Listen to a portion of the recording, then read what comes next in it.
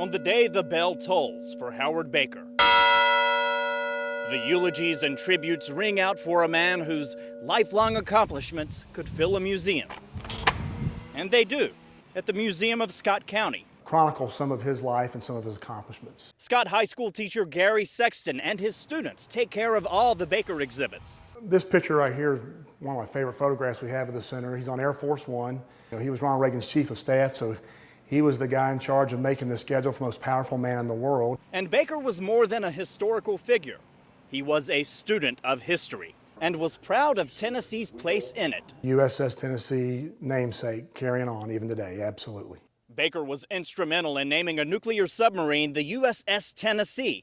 And at that ceremony, the U.S. Navy dusted off an old bell from the original USS Tennessee battleship. That bell was on the ship that fought in more battles and shot more volleys in World War II than any other ship in the war. Baker knew this bell was a surviving artifact from a ship that took a direct hit at Pearl Harbor, then bounced back to fight again in the South Pacific, braved an onslaught of kamikaze attacks, and ultimately helped the U.S. fight to victory. Howard Baker decided this Tennessee trophy did not belong in storage. It belonged in his truck.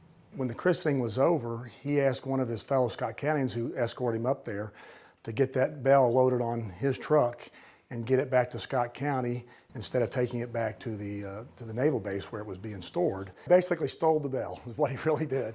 And it's kind of possessions, 99% of ownership, so he felt the bell belonged here in Tennessee. It came back here to Huntsville, Tennessee, where it's been for several years. It used to be in front of the courthouse. Now it's here at the USS Tennessee Battleship Museum.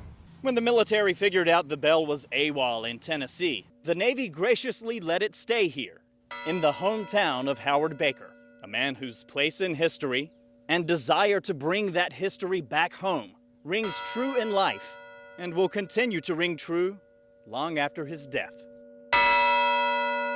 It's a solid brass bell. It's got an unbelievably beautiful ring to it. He still stayed true to his roots here in Scott County, Tennessee.